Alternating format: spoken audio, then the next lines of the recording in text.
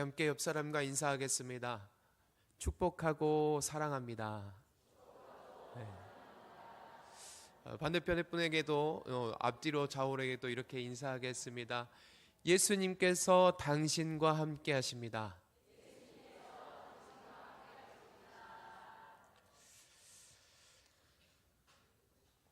오래전에 이 미국 시카고 빈민가에서 3살밖에 안 된 여자아이가 먹지 못해서 영양실조로 생을 마감한 일이 있었습니다. 아이의 집안은 너무나 가난하였고 부양해야 할 부모들조차 보이지 않았습니다. 그래서 이를 불쌍히 생각한 시카고의 한 어느 교회에서 이 어린아이의 장례식을 맡아 장례식을 치러주기로 했습니다. 이 어린아이를 위해서 교회는 성심성의껏 준비하였고 장례식을 잘 진행해 나갔습니다. 장례식의 마지막 순서로는 아이를 사랑했던 사람들이 이 관 앞에 나아가 아이를 대하며 마지막으로 작별의 시간을 가질 때였습니다.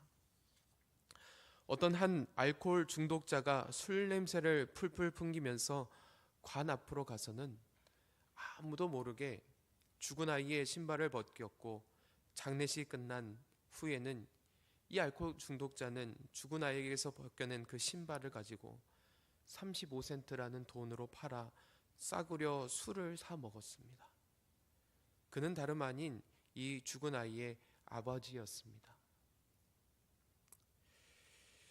20년이 지난 후에 시카고 제일장로교회에서 수천 명의 성도들 앞에서 한 사람이 이렇게 선포했습니다.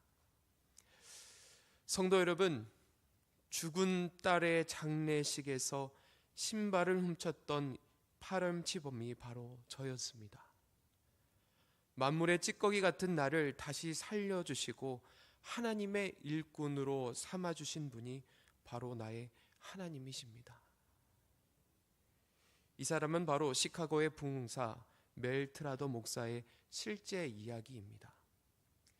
그는 자기 자신에게조차 버려져 폐인으로 삶을 살아갔습니다. 그러나 그가 진정한 하나님을 만났을 때 하나님께서는 이처럼 폐품 같은 사람을 통해서 하나님의 영광을 드러내며 놀라운 사역을 맡기셨습니다.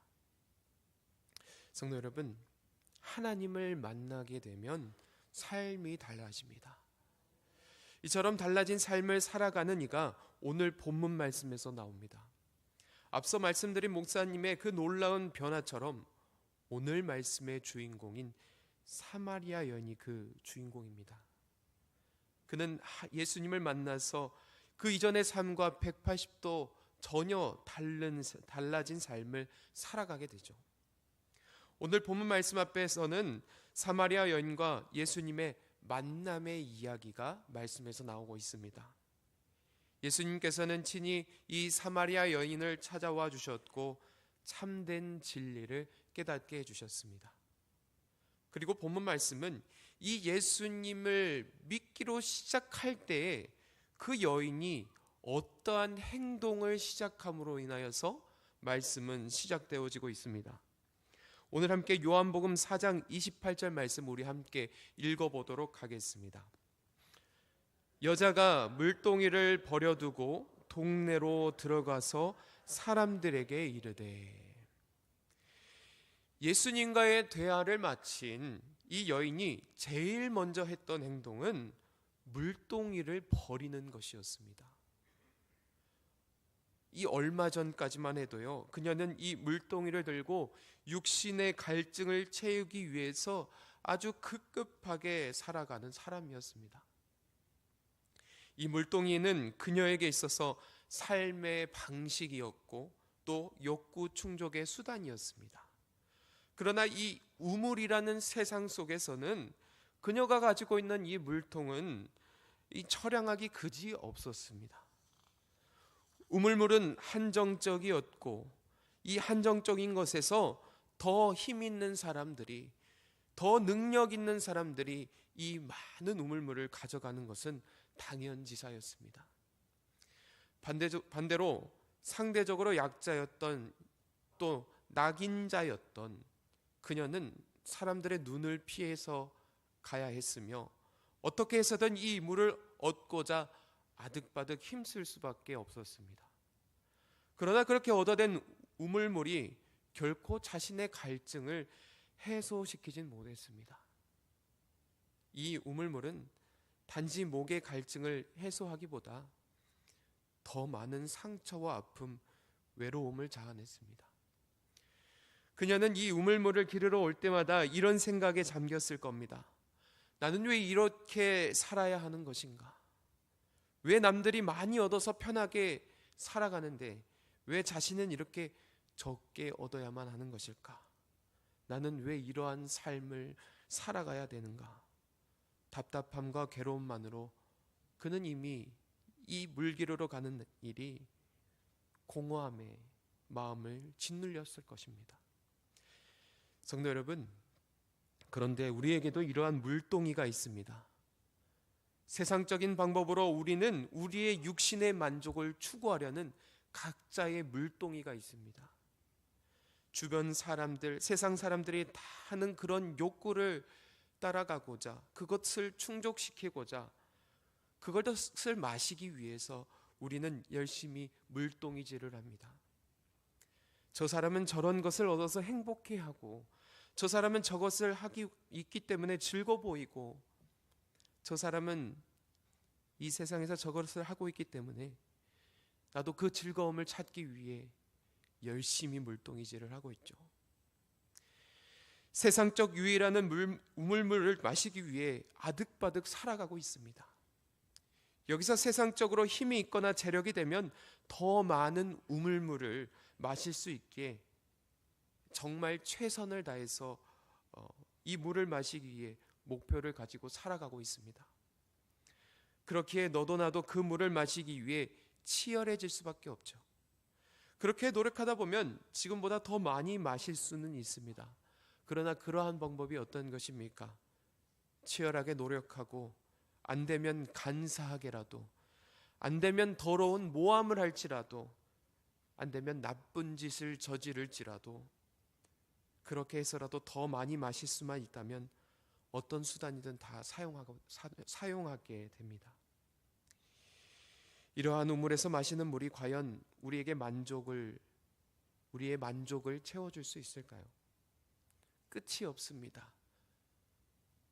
끝이 없습니다. 더 강력하고 더 재미나고 더 자극적이고 세상적인 유희를 찾아서 마음은 배회할 것입니다. 그렇게 평생을 배회하면서 찾지 못하고 끝에 다다른 마음은 공허함 뿐이죠. 이것이 바로 육신적, 이 세상적 만족을 추구하며 사는 사람들의 최후입니다. 오늘 솔로몬은 전도서 1장 2절 3절에 이렇게 이야기하고 있습니다. 우리 함께 읽어보도록 하겠습니다.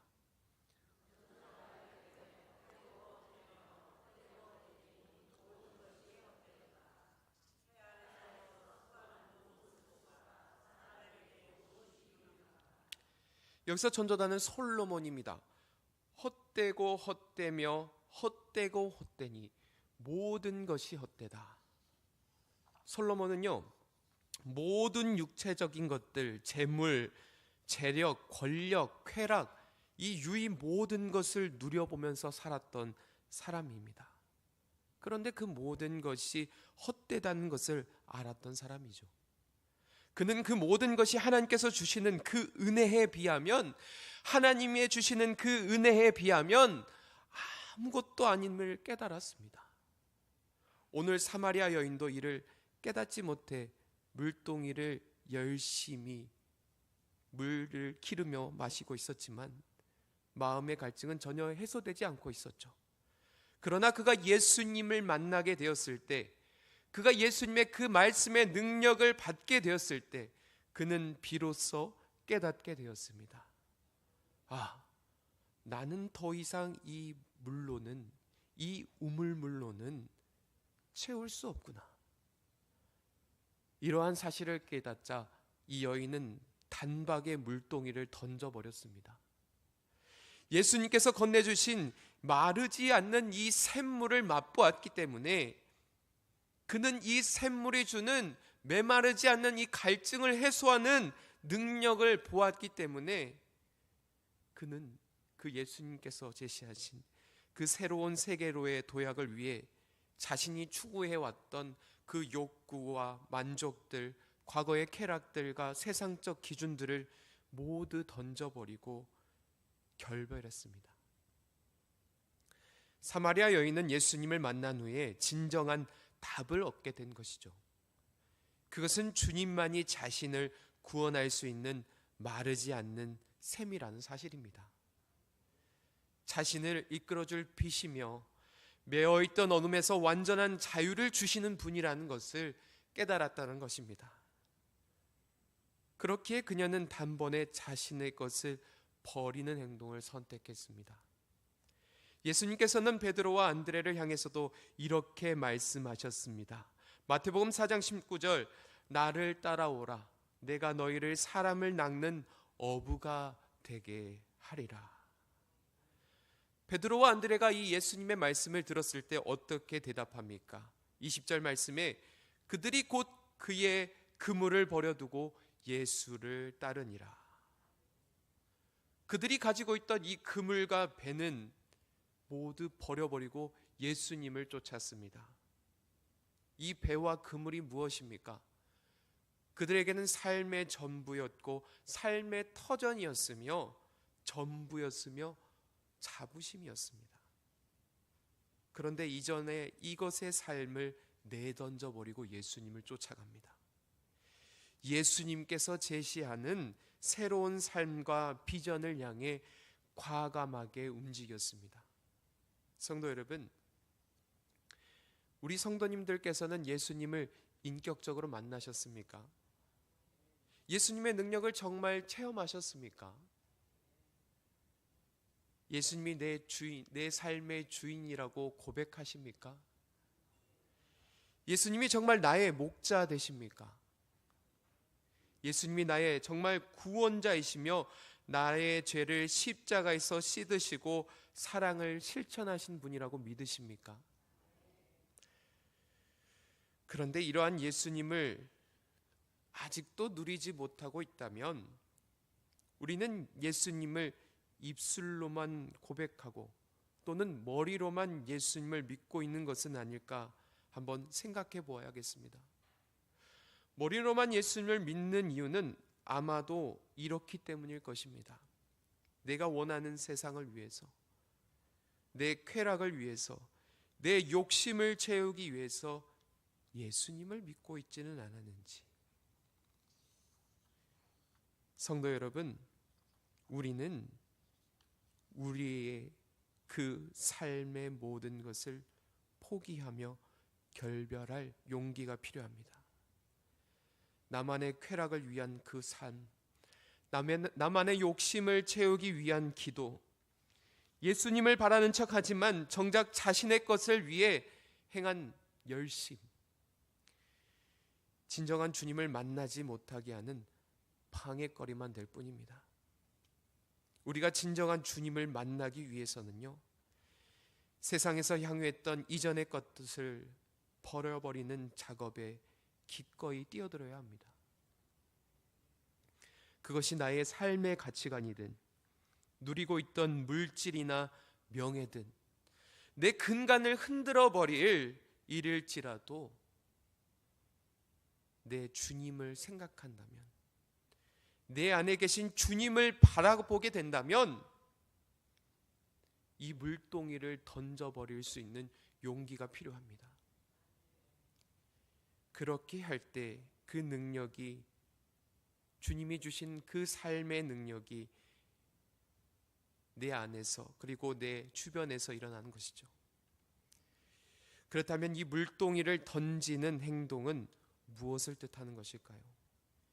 예수님께서는 누가복음 9장 23절 말씀에 이렇게 말씀하셨습니다. 우리 한번 같이 읽어보겠습니다. 또 무리에게 이르시되 아무든지 나를 따라오려거든 자기를 부인하고 날마다 제 십자가를 지고 나를 따를 것이니라. 예수님을 따라가는 삶입니다. 예수님을 따라가는 삶을 살아내는 것입니다. 예수님을 따라가는 그 삶을 살아내는 것은요, 자신의 십자가를 지고 살아가라는 것입니다. 예수님께서 십자가에서 무엇을 하셨습니까? 우리의 죄를 위해 못 박으시고 대신 피를 흘려 주셔서 깨끗하게 씻어 주셨습니다. 그렇다면 우리가 해야 할 일은 이 예수 믿지 않았던 그 모습들, 예수님께로 나아가지 못하게 하는 그 옛 자아들, 내 교만과 욕심과 쾌락과 세상적인 그 모습들을 모두 십자가 앞에 내려놓는 것, 그렇기 위해 십자가를 지고 있는 것, 이것이 예수님을 믿는 사람들이 감행해야 할 행동입니다. 오늘 주님을 따르겠다고 선택한 자에게 주시는 하나님의 말씀이 여기 있습니다. 고린도후서 5장 17절 말씀입니다. 함께 읽겠습니다. 그런즉 누구든지 그리스도 안에 있으면 새로운 피조물이라, 이전 것은 지나갔으니 보라 새 것이 되었도다. 사마리아 여인은 예수님을 만난 후 자신의 것을 과감하게 던져버림으로 새 사람이 되었습니다. 이제 그는 누구에게도 자신을 보여주기 싫어했었지만, 누구에게도 자신을 나타낼 수 없었지만, 그래서 남들이 오지 않는 그 뜨거운 떼약볕이 내리쬐는 시간에라야 우물물을 기르러 나왔던 그 공허하고 아픈 슬픔에 빠져 있는 그 여인, 이 허무와 쾌락과 유혹을 쫓아 살아갔던 그가요, 예수님을 만난 후에 어떻게 되었습니까?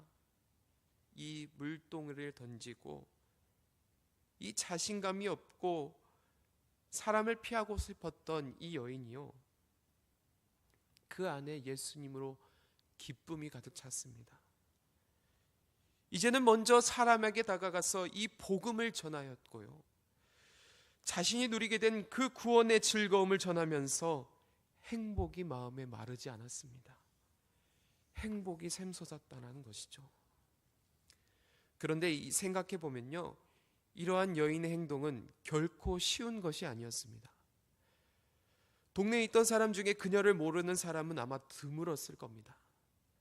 그녀가 수차례 결혼을 통하여서 음탕하고 부정한 여인으로 이미 낙인을 찍었을 것이며, 아마 그녀를 보는 많은 사람들의 인식은 혐오와 적대감, 또 심지어 노골적인 위협까지도 마다하지 않았을 것입니다. 그런 그녀가 예수님을 말한다면 과연 처음부터 누가 그녀의 말을 믿거나 들어줄 수 있겠습니까?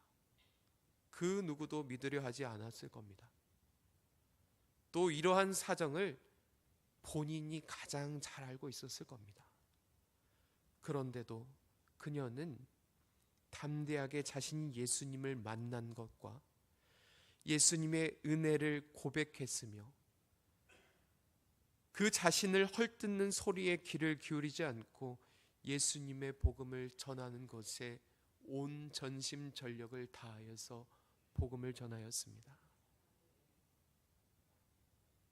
이러한 여인을 통하여서 이 사마리아가 어떻게 변하였습니까? 오늘 본문 요한복음 4장 39절입니다. 우리 함께 읽어보도록 하겠습니다. 여자의 말이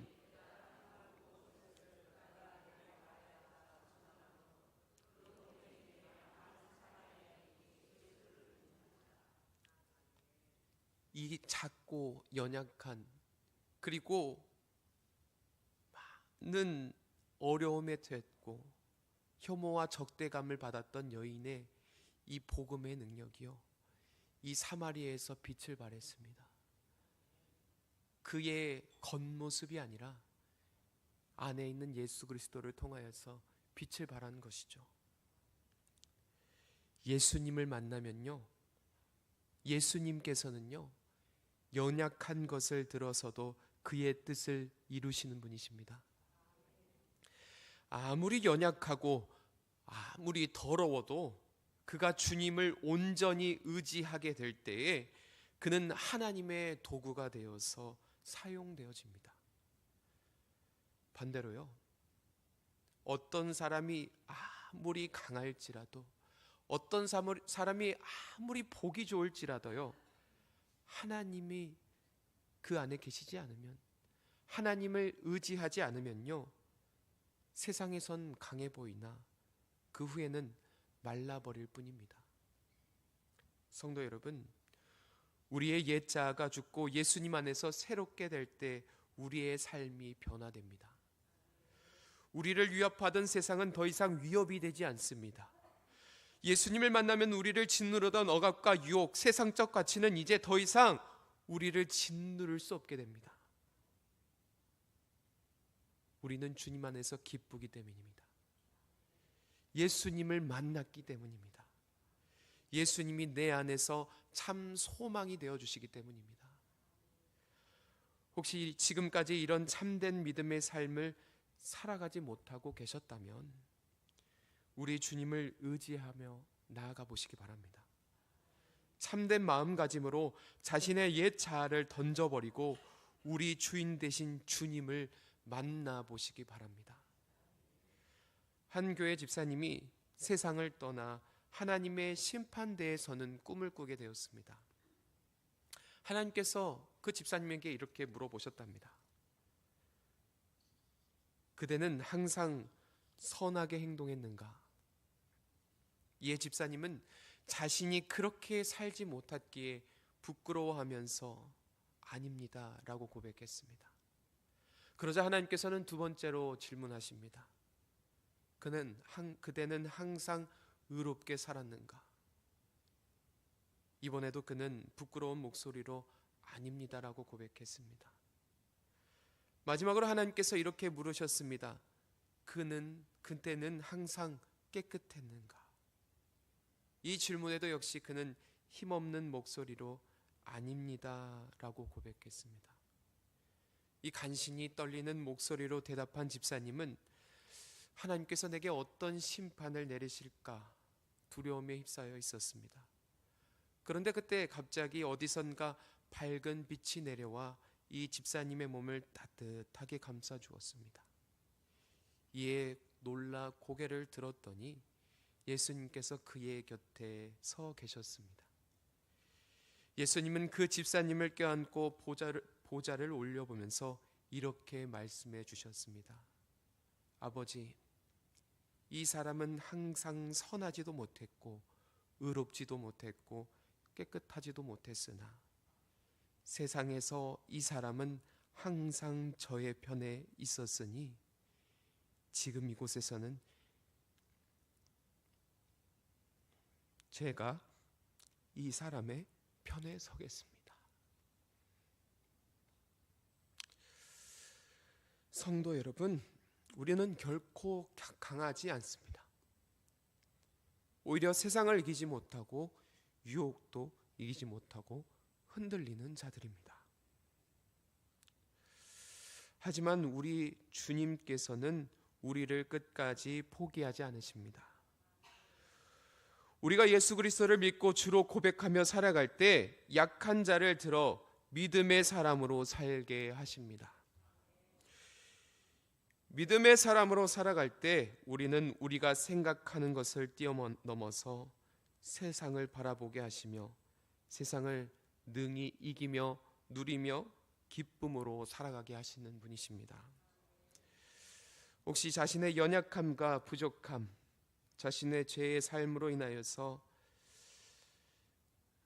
많이 찔리고 많이 괴로워하시는 분이 있으십니까? 그래서 주님을 잠시 묻어두고 살아가고 계십니까? 우리 주님께 다시 나와서 그 삶을 회복하시기 바랍니다.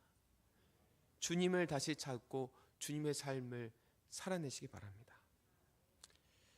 그렇게 할 때 삶의 슬픔 속에서 기쁨이 피어나고요, 불평과 불만이 가득한 마음에서 감사와 기쁨의 눈물이 흐를 수 있습니다. 외로움과 공허함에서 그 하나님이 주시는 놀라운 은혜가 파도처럼 넘치게 될 수 있습니다. 내 마음을 들여다볼 때 더 이상 메마름이 아닌 영의 양식으로 채워주시는 우리 주님을 발견하게 될 수 있습니다. 오늘 여기 모인 모든 성도 여러분들께서 우리 주님을 만나는 자들이 되기를 소망합니다. 주님의 능력을 누리며 사는 것, 그것은 바로 우리의 옛 것을 버리고 결단하는 것이 필요합니다. 세상의 유혹과 세상의 만족을 바라보는 것이 아니라 우리 예수님을 우리 주인으로 모시는 삶을 살아가시기 바랍니다. 그때 우리는 진정한 예수님을 만나서 그 마르지 않는 샘물의 능력을 경험하게 될 것입니다. 그 능력의 힘은 우리의 삶을 새 생명으로 변화시켜 갈 것입니다. 오늘 여기 모인 예배드리는 모든 성도님들께서 진정한 예수 그리스도를 깨달으시고 내 삶을 변화시키는 예수 그리스도의 능력을 누리며 살아가는 믿음의 사람들이 되기를 주님의 이름으로 축복합니다. 이 시간 이 말씀